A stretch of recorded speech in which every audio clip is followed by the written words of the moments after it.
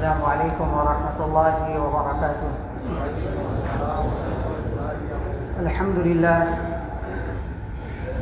للہ نحمده ونستعینه ونستغفره ونؤمن به ونتوکل علیہ ونعوذ باللہ من شرور انفسنا ومن سیئات اعمالنا من يهده الله فلا مضل له ومن يضلل فلا هادي له ونشهد ان لا اله الا الله وحده لا شريك له ونشهد أن سيدنا وحبيبنا ومولانا محمدا عبده ورسوله أما بعد قال الله تبارك وتعالى في القرآن الكريم أعوذ بالله من الشيطان الرجيم بسم الله الرحمن الرحيم قل هل يستوي الذين يعلمون والذين لا يعلمون إنما يتذكر أولو الألباب وقال النبي صلى الله عليه وسلم طلب العلم فريضة على كل مسلم او کما قال علیہ الصلاۃ والسلام۔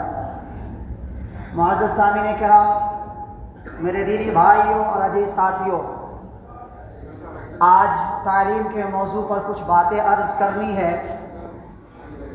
موجودہ حالات میں، موجودہ دور میں ہمیں یہ بات سمجھنے کی ضرورت ہے اور اپنے طور پر حالات کا جائزہ لینا چاہیے۔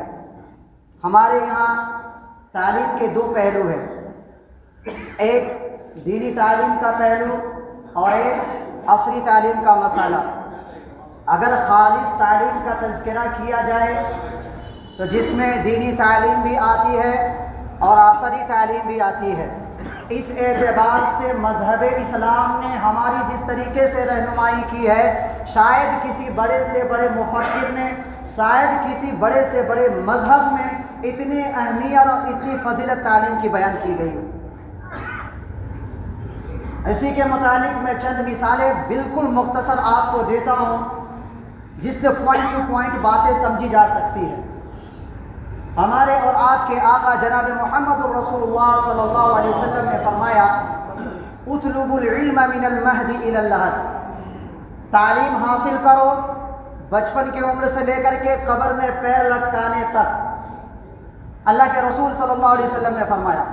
آج دیکھیں آپ دنیا کے اندر بہت ساری تنظیمیں ایسی ہیں جو یہ تحریک چلا رہی ہے کہ دنیا کے اندر کوئی بھی انسان تعلیم سے محروم نہ ہو۔ یہ تحریک چلا رہی ہے کہ دنیا کے اندر کوئی بھی انسان تعلیم سے محروم نہ ہو۔ جب ہم یہ بات سنتے ہیں تو ہم کہتے ہیں کہ واقعی یہ بندہ کتنا اچھا کام کر رہا ہے، یہ سوچ رہا ہے کہ دنیا کا کوئی بھی انسان تعلیم سے محروم نہ ہو، جبکہ مسلمان اپنی تاریخ کو بھلا چکا ہے۔ ہمارے اور آپ کے آقا جناب محمد رسول اللہ صلی اللہ علیہ وسلم نے 1400 سال پہلے یہ اعلان کر دیا تھا کہ بڑھاپے کی عمر میں بھی تعلیم حاصل کرنے چاہیے۔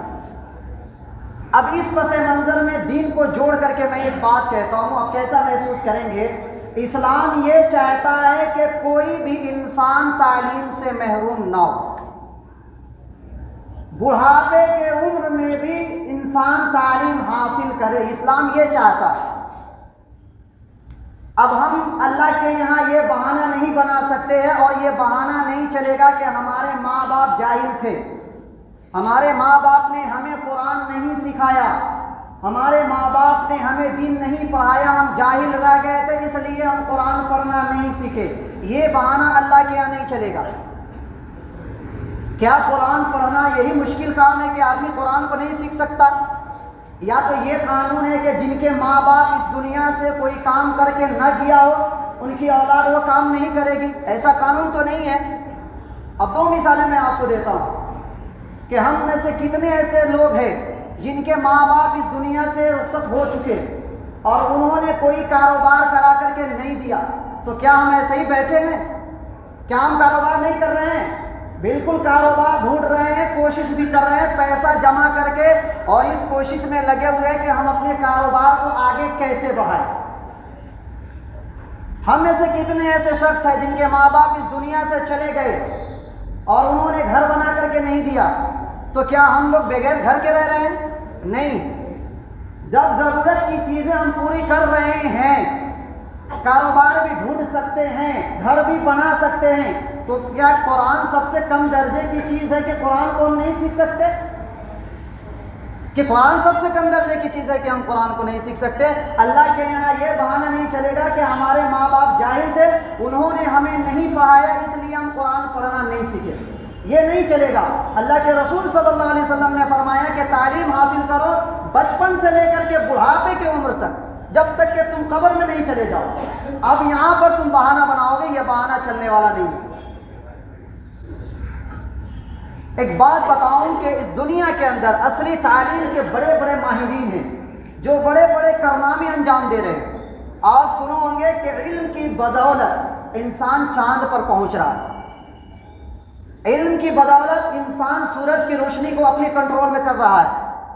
سولر کے ذریعے سے سورج کی روشنی کو اپنے کنٹرول میں کر کے رات میں اسی سے بتی جلا رہا ہے انسان اپنی تعلیم کی بدولت. اب ہم اس دنیا میں ڈاکٹر بن رہے ہیں، انجینئر بن رہے ہیں، سائنٹسٹ بن رہے ہیں، پائلٹ بن رہے ہیں، اب بہت بڑے بڑے کارنامے انجام دے رہے ہیں. لیکن آپ دیکھیں کہ کوئی ڈاکٹر ہے اور وہ ڈاکٹر بچپن میں صحیح سے قرآن پڑھنا نہیں سیکھا ہے. آج ان ڈاکٹر صاحب سے قرآن پڑھا کر کے دیکھیں آپ، وہ ڈاکٹر صاحب صحیح سالم قرآن نہیں پڑھ سکتے. آپ کسی انجینئر سے پوچھیں کہ بھائی آپ قرآن بچپن میں قرآن صحیح اگر پڑھنا نہیں سیکھے، آپ قرآن ابھی پڑھ کے سکھا دیں، وہ ڈاکٹر صاحب کوشش نہیں کر رہے قرآن سیکھنے کے لیے. وہ انجینئر صاحب کوشش نہیں کر رہے قرآن سیکھنے کے لیے. تو چند پیسوں کے لیے ہم ڈاکٹری کر سکتے ہیں، چند پیسوں کے لیے انجینئرنگ کر سکتے ہیں، MBBS بن سکتے ہیں، تو کیا اللہ کی رضا اور خوشنودی کی خاطر ہم قرآن نہیں سیکھ سکتے؟ کیا ہم قرآن نہیں سیکھ سکتے؟ تو میرے بھائیو، یہ بہانہ نہیں چلے گا کہ ہم جاہل رہ گئے، میرے ماں باپ نے مجھے تعلیم نہیں دی، یہ بہانہ نہیں چلے گا. اور اسلام کی یہ خوبی ہے اور میرے نبی کا یہ پیغام ہے کہ تعلیم حاصل کرو جب تک کہ تم قبر میں نہ چلے جاؤ. اب ایک اور حدیث کو جوڑ کر کے دیکھیے. اللہ کے رسول صلی اللہ علیہ وسلم فرماتے ہیں طلب العلم فریضۃ علی کل مسلم. علم کا حاصل کرنا ہر مسلمان پر فرض ہے. حدیث دیکھیے، علم حاصل کرنا فرض ہے ہر مسلمان پر. اب علم حاصل کرنا ہر مسلمان پر فرض ہے اور یہ بات کہہ دی گئی تو گویا کہ بچے پر بھی ہے، نوجوان پر بھی ہے، بوڑھوں پر بھی ہے، مرد پر بھی ہے، عورت پر بھی ہے کہ وہ علم حاصل کرے، ان کے اوپر فرض ہے. آپ دیکھیں کہ کوئی بھی مسلم بچہ، کوئی بھی مسلمان تعلیم سے محروم نہ رہے، یہ میرے نبی کا پیغام. اور 1400 سال پہلے یہ اعلان کر دیا تھا کہ کوئی بھی انسان تعلیم سے محروم نہ رہے. اگر آج ہم جاہل ہیں، آج اگر ہم ان پڑھ ہیں، ہم دین کو نہیں جانتے ہیں، ہم قرآن پڑھنا نہیں جانتے ہیں، تو یہ میرے مذہب کی کمزوری نہیں ہے، یہ میرے رسول کے تعلیمات کی کمزوری نہیں ہے، میری کمزوری ہے کہ میں یہ تعلیم کو حاصل نہیں کر رہا. اب اللہ کے رسول صلی اللہ علیہ وسلم نے فرمایا کہ علم حاصل کرنا ہر مسلمان پر فرض ہے. فرض کہتے کس کو ہے؟ فرض کا مطلب یہ تو نہیں ہے کہ کرے تو بہت اچھا، نہ کرے تو کوئی بات نہیں. فرض کا مطلب یہ تو نہیں ہے. نماز فرض ہے، زکوٰۃ فرض ہے، روزہ فرض ہے، حج فرض ہے. اب کوئی بندہ نماز نہیں پڑھتا ہے اور وہ بندہ کہے کہ میرا کچھ نہیں بگڑے گا، تو وہ خام خیالی میں، وہ غلطی میں ہے. کیونکہ سب کو معلوم ہے کہ میدان محشر میں سب سے پہلے نماز کا حساب ہوگا. اب نماز پڑھنی پڑے گی، کوئی چارہ نہیں ہے، بغیر نماز پڑھے کوئی چارہ نہیں ہے، نماز پڑھنی پڑے گی. فرض کا مطلب یہ ہے کہ کرنا پڑے گا، کیے بغیر کوئی چارہ نہیں ہے. اگر آپ نہیں کرتے ہیں تو اس پہ سزا ہے، یہ مطلب ہے. اب زکوٰۃ فرض ہے مسلمانوں پر، کوئی مسلمان زکوٰۃ ادا نہیں کر رہا ہے تو اس پر سزا طے ہے. اللہ تبارک و تعالیٰ نے قرآن کریم کے اندر فرمایا کہ انسان کے مال کو، سونے چاندی کو آگ میں تپایا جائے گا جو انسان اللہ کے راستے میں خرچ نہیں کرتا. آگ میں اس کو تپایا جائے گا اور اس سے انسان کی پیشانیوں کو، انسان کے پہلو کو داغا جائے گا. اس پہ بھی سزا ہے. جو روزہ نہیں رکھتا ہے اس پہ سزا ہے.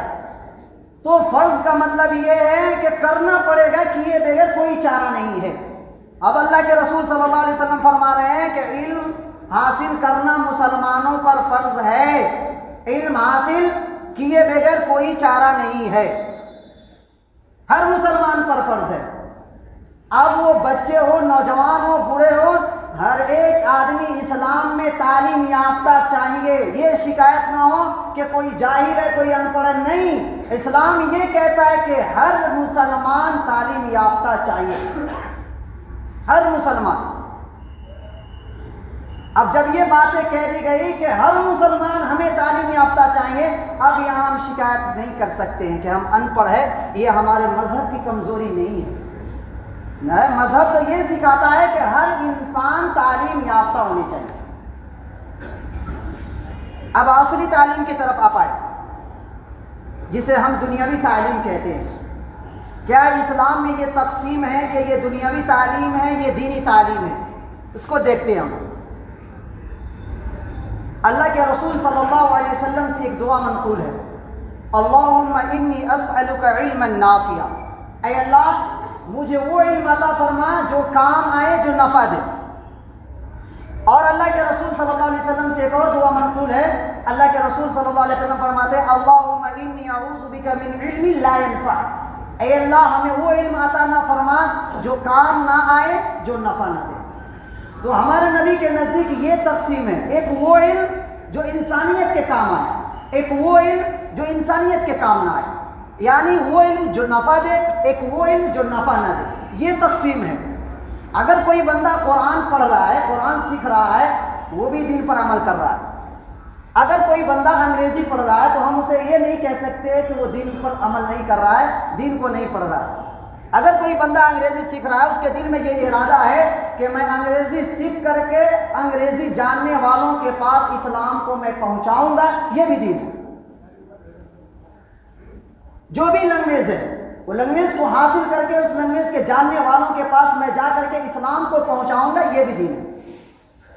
آپ کو کوئی عالم دین، کوئی اوریٹر، کوئی خطیب، کوئی مولانا آپ کو روکتا نہیں کہ آپ اپنے بیٹا کو انجینئر نہ بنائیں، آپ اپنے بچوں کو ڈاکٹر نہ بنائیں، آپ اپنے بچوں کو کمپیوٹر نہ پڑھائیں، سب اجازت دیتا ہے، لیکن سب سے پہلے یہ کہتا ہے کہ آپ اپنے بچوں کو مسلمان بنائیں۔ آپ اپنے بچوں کو سب سے پہلے مسلمان بنائیں، اس کے بعد آپ ڈاکٹر بنائیں، انجینئر بنائیں، جو چاہے بنائیں، لیکن سب سے پہلے مسلمان بنائیں۔ سب سے پہلے عقیدہ پڑھائے، سب سے پہلے اسلام پڑھائے، سب سے پہلے رسول اللہ صلی اللہ علیہ وسلم کی تعلیم کے بارے میں اسے بتائیں۔ اس کے بارے میں اب آپ جہاں چاہیں اپنے بچوں کو ایڈمیشن کرا سکتے ہیں۔ آج دیکھیں ہمارے پاس افسوس ہے کہ مسلمانوں کے پاس کوئی یونیورسٹیز نہیں ہے، ہمارے ملک کے اندر مسلمانوں کے پاس کوئی یونیورسٹیز نہیں ہے۔ آج ہم اس سے محروم ہیں، ہم مجبور ہیں کہ ہم اپنے بچوں کو کسی غیر مسلم کالج یونیورسٹی میں ہم ایڈمیشن کراتے ہیں۔ ہم اپنے بچوں کو وہاں بھیجتے ہیں تو وہ اپنے طور طریقے سے ہم کبھی جائزہ نہیں لیتے اپنے بچوں کا کہ وہ جا کر کے کالج میں، اسکول میں کیا کر رہا ہے میرا بچہ۔ وہ کبھی سوریہ نمسکار کراتا ہے، سورج کی عبادت کرواتا ہے، کبھی دیوی دیوتاؤں کی فوٹو رکھ کر کے اس سے علم کی بھیک مانگتا ہے۔ تو کیا اسلام میں یہ جائز ہے کہ سورج کی عبادت کی جائے؟ کیا اسلام میں یہ جائز ہے کہ کسی دیوی دیوتاؤں سے علم کی بھیک مانگا جائے؟ نہیں ہے جائز۔ پھر ہمارے بچے وہاں کالج یونیورسٹیز میں جا کر کے یہ کام کر رہے ہیں، کیا وہ اسلام پر باقی ہے؟ کیا ہم فکر کرتے ہیں اس کے بارے میں؟ ہم تو اپنے بچوں کے اتنے پیسے 5 لاکھ 10 لاکھ روپے لگا کر کے ایڈمیشن کراتے ہیں یونیورسٹی کے اندر، لیکن کبھی توفیق یہ نہیں ہوتی کہ ہم اپنے بچوں کا جائزہ بھی لیں کہ وہ کیا کر رہا ہے۔ زمانہ جاہلیت آپ جائیے کہ پہلے کی قوم کو دیکھیں کہ وہ سورج کی عبادت پہلے کی قوم کیا کرتی تھی۔ حضرت سلیمان علیہ السلام کے زمانے میں ملکہ سبا، اس کی پوری قوم سورج کی عبادت کیا کرتی تھی، لیکن دیکھیں کہ سورج کی عبادت سے اسلام نے کس طریقے سے روکا۔ آپ دیکھیں کہ ہم پر 5 وقت کی نمازیں فرض ہے۔ اگر 5 وقت کو 24 گھنٹے میں آپ ڈیوائڈ کریں، بانٹیں 24 گھنٹے میں، تو فجر کی نماز کے بعد ظہر کی نماز ڈائریکٹ نہیں ہے 1:30 بجے، 9-10 بجے ہے، اس طریقے سے۔ لیکن دیکھیے اللہ تبارک و تعالیٰ نے کس طریقے سے انسانوں کو حساس رکھا سورج کی عبادت کے، کہ سورج کوئی وائب نہیں ہے میرے نزدیک، سورج نکلنے سے پہلے فجر کی نماز ہے۔ اور سورج جب عروج پر ہو اس پر اس وقت کوئی عبادت نہیں ہے. جب سورج ڈھلنے لگے پھر ظہر کی نماز، جب سورج پیلا ہو جائے تو عصر کی نماز ہے، جب سورج غائب ہو جائے مغرب اور عشاء کی نماز ہے. آپ دیکھیں کہ اسلام میں کہیں بھی سورج کی اہمیت نہیں ہے کہ اس کی عبادت کی جائے. آج دیکھیں، آپ جا کر کے دیکھیں کہ اسکول میں ہمارے بچوں کے ساتھ کیا رویہ اختیار کیا جائے. ان کے ساتھ اب 100-150 بچے ان کے ساتھ یہ بھی وہ کام کر رہے ہیں ہمارے بچے، ان کو معلوم ہی نہیں ہے کیونکہ ہم نے وہ تعلیم نہیں دی اس بچے کو معلوم ہو کہ یہ کیا چیز ہے. آج صبح میں وہ سورج کی عبادت کرتا ہے، کبھی بتوں کے سامنے ان کی تصویر کے سامنے کھڑے ہو کر کے علم کی بھیک مانگتا ہے بچہ. اس میں کس کی ہماری غلطی ہے کہ ہم اپنے بچوں کو یہ تعلیم نہیں دیے کہ وہ ڈیسائیڈ کر سکے کہ یہ غلط ہے اسلام میں، اس کی عبادت جائز نہیں ہے اسلام میں. اگر کوئی اس کی عبادت کرتا ہے وہ مسلمان نہیں ہے. ہمیں فکر کرنے کی ضرورت ہے. یہ بنیادی تعلیم ہمارے بچوں کی جو بنیادی تعلیم ہے، جو 1 سے لے کے 5-6 کلاسز ہے، یہ شروع کے جو کلاسز ہے مسلمانوں کو چاہیے کہ وہ انتظام کرے اپنے بچوں کے لیے اور اس میں باضابطہ عقیدہ کی تعلیم دے. عقیدہ پڑھائے کہ اگر تم کسی دوسرے کی پرستش کرتے ہو، کسی دوسرے سے کوئی چیز مانگتے ہو تو پھر تم مسلمان نہیں ہو. اللہ کے علاوہ کسی سے کچھ نہیں مانگ سکتے، اس کو تعلیم دو. قرآن پڑھنا سکھاؤ، اسلام کو اسلام کے بارے میں بتاؤ. رسول کی تعلیمات کے اس طریقے سے اسٹرانگ کر دے، اس طریقے سے مضبوط کر دے اس معاملے میں کہ اگر کوئی بھی کیسے بھی حالات آ جائے وہ ایمان کے معاملے میں ڈگمگائے نہیں ہمارے بچے. یہ کب کر سکتے ہیں؟ جب ہمارے پاس وہ چیز ہو تب، ورنہ ہم ایسے ہی بولتے رہ جائیں گے. وہ چیز ہمارے پاس نہیں ہے، پھر ہم یہ نہیں کر سکتے. چھوٹے چھوٹے بچوں کو ہم اسکول میں ایڈمیشن کرا دیتے ہیں، والدین کو دیکھے اور اس پر فخر کرتے ہیں. ہمارے مسلم اس پر فخر کرتے ہیں، چھوٹے چھوٹے بچوں کو اسکول میں ایڈمیشن کرا دیتے ہیں اور وہاں جا کر کے ہمارے بچیوں سے ڈانس کرواتے ہیں اسکول میں. اور والدین جا کر کے کرسی پر بیٹھ کر کے فخر سے ویڈیو بنا کر کے لوگوں کو دکھاتے ہیں کہ ہماری بچیاں دیکھیے کس طریقے سے اسٹیپ کر رہی ہیں. تو ہم کیا کریں گے؟ ہمیں تو فکر ہی نہیں ہے. ہم تو کہتے ہیں کہ ہم ظاہر ہم اپنے بچوں کو پڑھانا چاہتے ہیں. تو جب ہم اس طریقے سے کریں گے، اس طریقے سے ہم اپنے بچوں کو تربیت کریں گے کہ بچے سے ہی ڈانس کرائیں گے تو وہی نہیں ارتداد اختیار کریں گے، وہی نہیں مسلمان یہ اسلام دھرم کو چھوڑ کر کے کسی دوسرے دھرم میں جائیں گے. آج دیکھیں اتنی شکایت آ رہی ہے کہ آج مسلمان بچیاں جو ہے وہ ارتداد اختیار کر رہی ہے، غیر مسلم کے ساتھ بھاگ رہی ہے، اس سے شادی کر رہی ہے. کیوں؟ کیونکہ ہم نے اس بچی کو یہ بتایا نہیں کہ اللہ یعنی اسلام میں کسی دوسرے کی عبادت نہیں ہے. اگر تم اس کے ساتھ جاتی ہو پھر تم مسلمان نہیں ہو. اگر تم جاؤ گے تو اس میں کیا کیا سزا ہے یہ ہم بتاتے نہیں اپنے بچوں کو. اور ہم یہ شکایت کرتے ہیں کہ ہمارے بچے نافرمان ہیں، بات نہیں مان رہے ہمارے بچے، ہم یہ شکایت کرتے ہیں. تو آپ کتنے دن شکایت کریں گے؟ آپ اپنے بچوں کو تربیت نہیں کر رہے ہیں، آپ اپنے بچوں کو تعلیم نہیں دے رہے ہیں کہ والدین کی عزت کس طریقے سے کرے، بڑوں کی عزت کس طریقے سے کرے. یہ ہم تعلیم نہیں دے رہے تو ہمارے بچے نافرمان نکلیں گے نا. اس لیے میرے بھائیوں میں گزارش کروں گا کہ ہمارے بچوں کو ارتداد سے بچائیں.